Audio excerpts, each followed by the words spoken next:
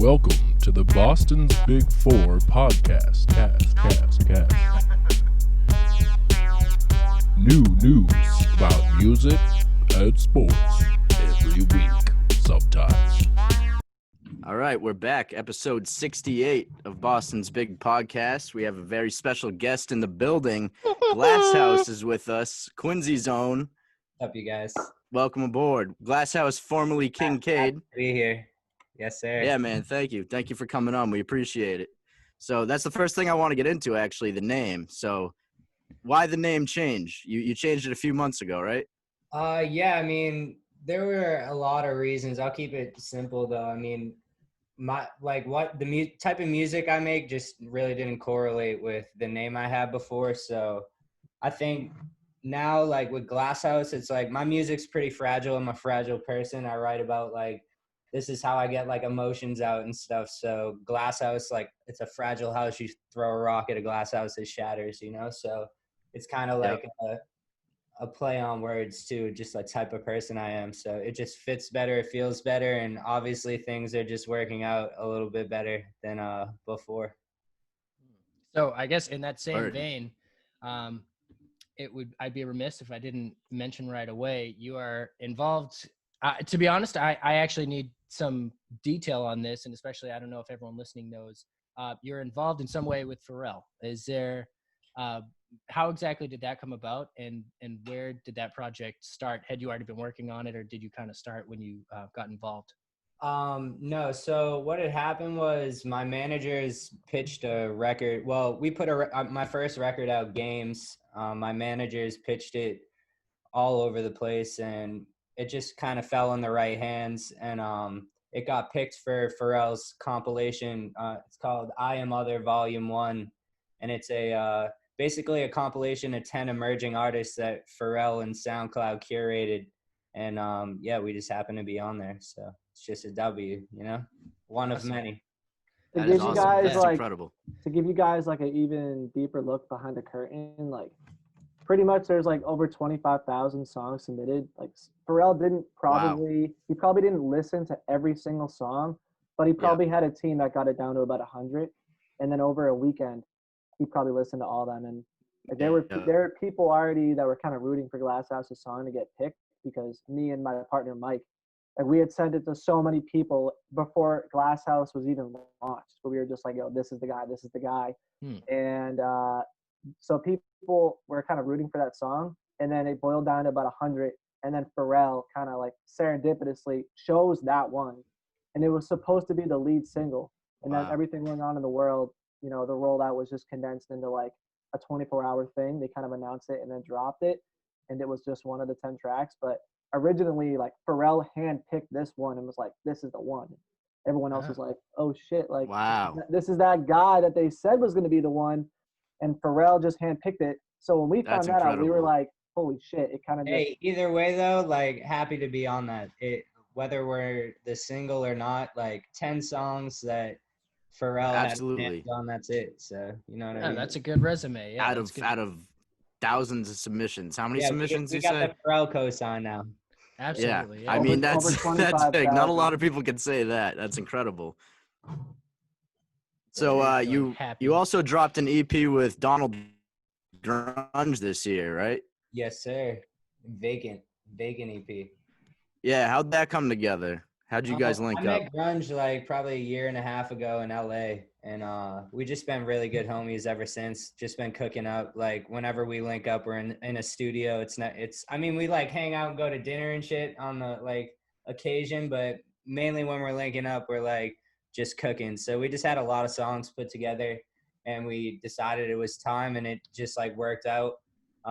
With our rollouts, it kind of fit in the mold of me like just starting out with Glasshouse and whatever, and it just fell into play. But that's how. Yeah, absolutely. How'd you guys like that project? It's a dope project. I was just gonna say, I was bumping it today. It's a great project. Brand new is my shit.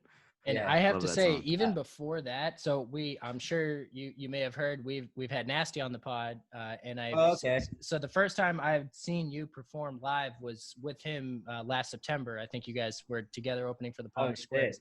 Oh, okay, yeah. Cool. And to be honest, that was where I learned who you were, and I I remember just without any prompting, I was like, this kid's got a great voice. And that was when like I then learned that you had tracks with Nasty, and then I just found you all together as a separate artist, which is, I mean, fantastic. So I love hearing that in new, like you didn't, I guess, change your sound like too drastically. So on the next project, it still sounds great.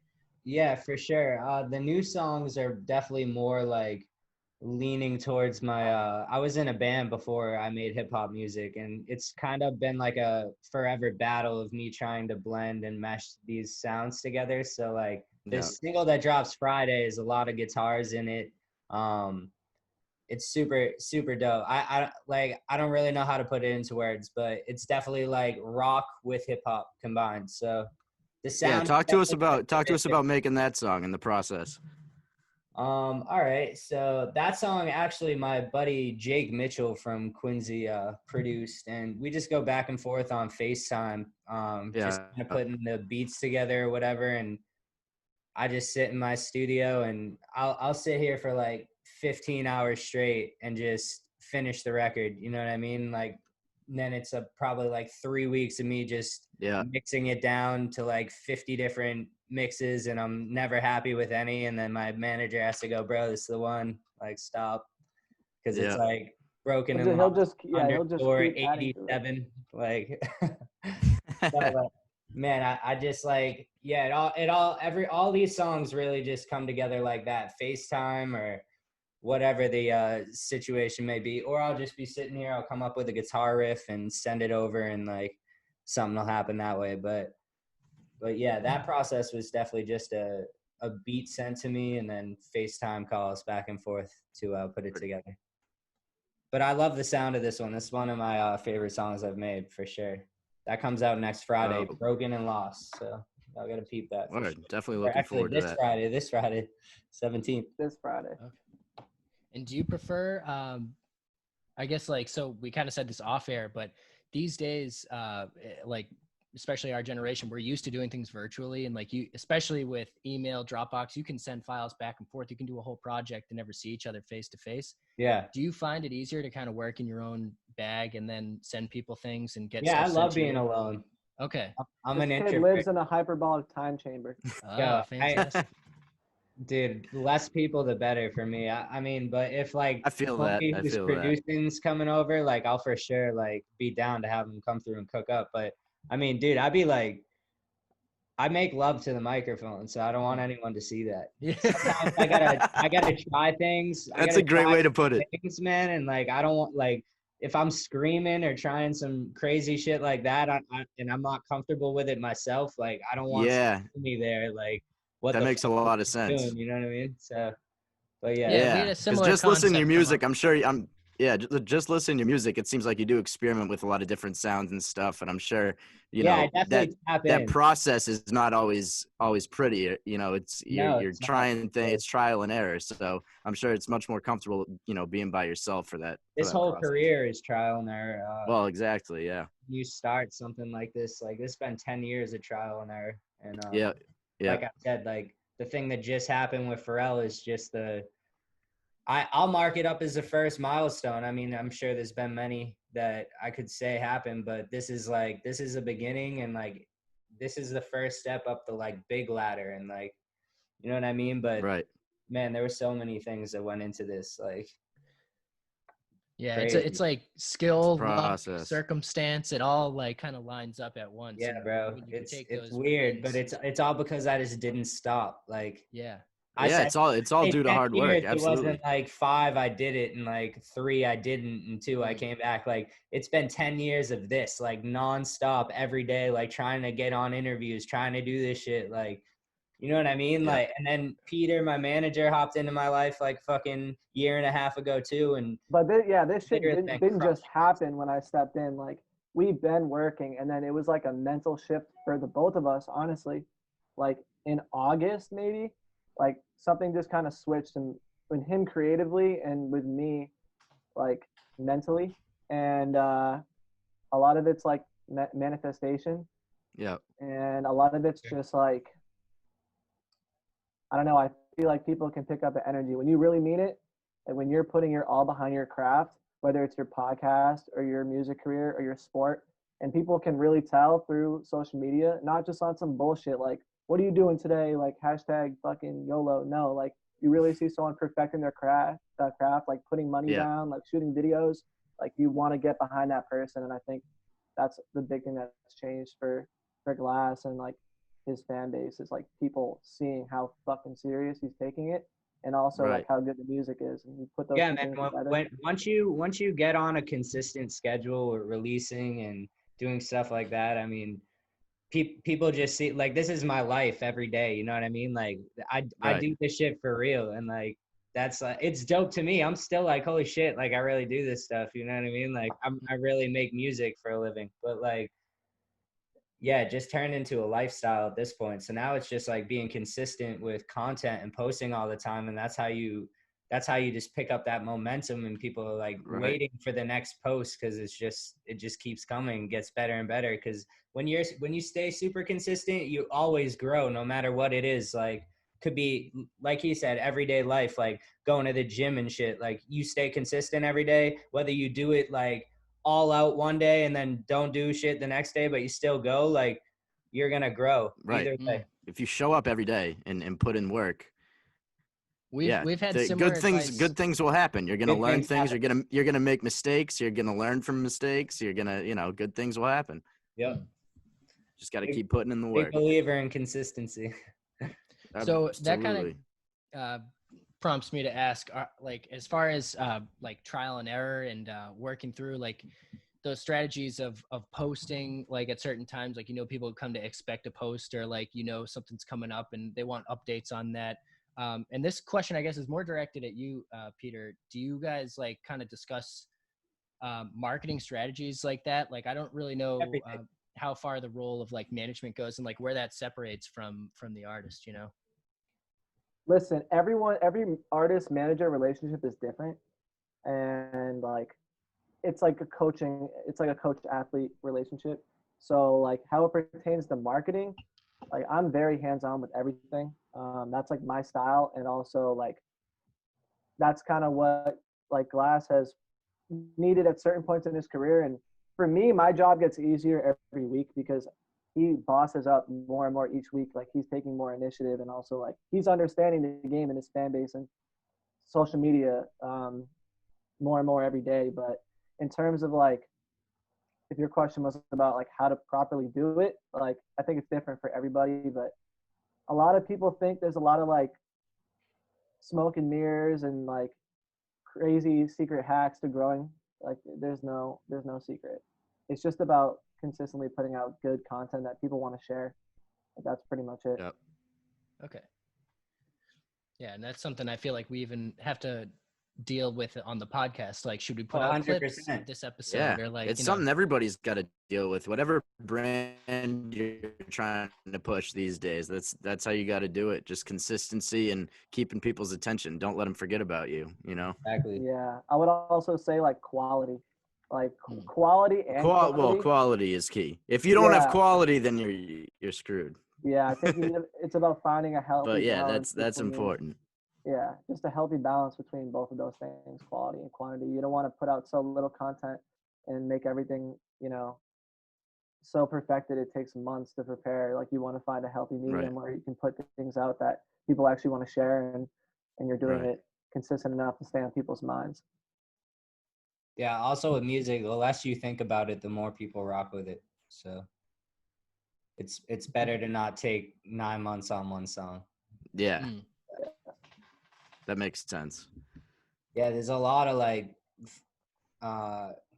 music that I just feel like it's just too much, like it's too perfect that's on the radio, where it's like I like that raw, like real music that I know like someone made themselves and didn't have 40 other people like structuring for them. I feel that.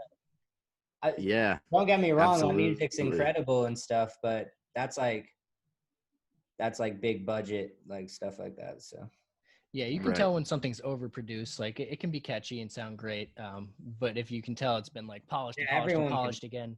Everyone can tell. Everyone wants real.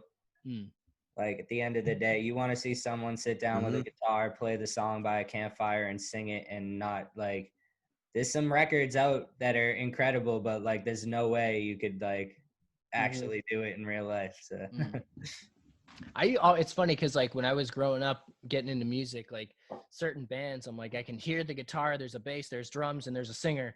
And then like you'd hear something by like a modern day artist, and I'm like, what is that boop like in the background? Like, what are those whooshes? How are they making that sound? And then that was when I learned about like more like computerized producing and stuff. So it does gets pretty crazy, and you can do a ton with that too. No, it gets so you could literally make a live band with a computer. Yeah, absolutely. Like all real drums, real guitars, everything with just all you need is a computer and Pro Tools or whatever your DAW setup would be. But you can do anything with a computer. So, do you find yourself like making? Actually, do you like make any of your own beats or anything, like producing at home? Yeah, I mean, like I said, I'm super hands-on with everything I do. So, like I said, the guitars and stuff on most of my records are me. And if not, like I'm telling homie what like chord progression I want for the bass pattern. I'll sit there with him and like play it out on the piano. But I personally like don't sit down and like just make beats. That's not me. It's more like I always have a producer here working with me, or I'm working on a mix of a song that I made with a producer. But that's a great combination. It's really never been an issue. It's never been an issue for me to get a producer in the room either, which is like a thing I'm very fortunate of, because like I mean, you need beats to grow. You know what I mean? You need music and things created so you can keep writing on new things. Absolutely. And it helps that you have ability to play instruments, because I mean, just like having that understanding of like the structure of notes and where to put the next one and like scales and things like that. I feel like a lot of artists vibe that out, but having like I think they say like the Beatles could never read music, but like they understood it. And then like it's something you're born with. It's like it's just the ear, you know what I mean? Like when you are making music and you just feel the next chords coming, there's something different about that. Like I literally feel it. Like, I don't know. You know what I mean? There's definitely, and we've actually said this has come up a few times, like whether it's raps or music, like there's a flow like you can kind of get into, and you just know what's coming next. And like flow is obviously cliche, and in hip hop we talk flow and stuff all the time, but it's more than the rhythm of your beat. Yeah. I feel you. So I thought a cool way to end the interview would be maybe like Glasshouse can play some unreleased shit, or maybe a snippet of the song on Friday. So yeah, thank you guys for joining us. I mean, it's going to be good stuff coming forward. We have a lot to expect. Yeah, absolutely. Yeah, you guys. What can your fans expect moving forward? Glasshouse, where are you heading? More content, consistency. That's what it's all about. I got a new song Friday, July 17th. Yeah. Or is it July? Yeah. Yeah, July 17th. Sorry, I have like a lot of shit going on. It's all good. Yeah, there's videos coming. There's full-length projects coming. I don't want to say too much, but there's a lot of music coming. So expect a lot. Just stay tuned. Glasshouse with a V, not an A. Yep. Glasshouse with a V. At Glasshouse. Follow me everywhere. Word. This track. Thank you for joining us. Hey, thanks, I appreciate you guys. Thank you so much. Yeah, thank you. Thank you guys for coming on. All right, boys. Appreciate it. All right. Have a good one.